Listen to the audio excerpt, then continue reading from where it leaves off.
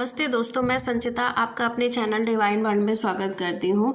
अगर आपने अभी तक मेरे चैनल को सब्सक्राइब नहीं किया है तो कृपया सब्सक्राइब कर लें, लाइक करें, शेयर करें, पास में बने बेल आइकन पर प्रेस करें जिससे मेरे आगे आने वाले वीडियोज़ के नोटिफिकेशन आप तक पहुँच जाए।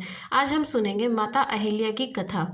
अहिल्या एक बहुत ही सुंदर स्त्री थी। अहिल्या को यह वरदान मिला हुआ था कि उनका यौवन सदा बना रहेगा।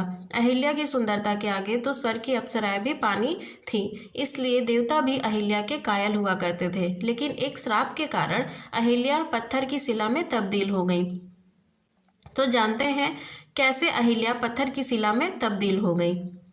पौराणिक कथाओं के अनुसार ब्रह्मा की पुत्री थी अहिल्या। अहिल्या की उत्पत्ति ब्रह्मा जी से मानी जाती है, इसलिए अहिल्या को ब्रह्मा जी की मानस पुत्री भी कहा जाता है। अहिल्या सभी गुणों से परिपूर्ण थी और बहुत ही सुंदर और रूपवती थी। इंद्रदेव भी अहिल्या की खूबसूरती के कायल थे। स्वर्ग के राजा इंद्र अहिल्या के साथ विवाह करना चाहते थे। ब्रह्मा जी ने अहिल्या के विवाह के लिए एक शर्त रखी थी कि जो भी तीनों लोकों की परिक्रमा सबसे पहले पूर्ण करेगा, अहिल्या का विवाह उसी के साथ किया जाएगा।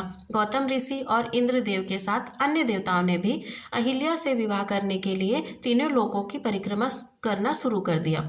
लेकिन गौतम ऋषि ने परिक्रमा के दौरान एक गर्भवती कामधेनु गाय की परिक्रमा की, जिसके कारण ब्रह्मा जी ने कहा कि कामधेनु गाय तीनों लोकों में सभी से श्रेष्ठ है। इसलिए ब्रह्मा जी ने अपनी मानस पुत्री अहिल्या का विवाह गौतम ऋषि से करवा दिया। अहिल्या का विवाह गौतम ऋषि से होने पर इंद्रदेव क्रोधित हो गए। एक बार गौतम ऋषि अपनी कुटिया से बाहर गए हुए थे। उस समय देवराज इंद्र गौतम ऋषि का भेष बदलकर अहिल्या के समीप गए। उसी समय गौतम ऋषि वहां पर आए और उन्होंने बिना कुछ जाने क्रोधित होकर अहिल्या को पत्थर की शिला बन जाने का श्राप दिया। गौतम ऋषि के श्राप के कारण अहिल्या पत्थर की शिला बन गई और रामायण काल में जब राम और लक्ष्मण वन विहार करते समय गौतम ऋषि के आश्रम के समीप पहुंचे, तब श्री राम जी के चरण लगते ही पत्थर की शिला बनी अहिल्या फिर से अपने स्वरूप में आ गई। इस प्रकार अहिल्या को नया जीवन दान मिला।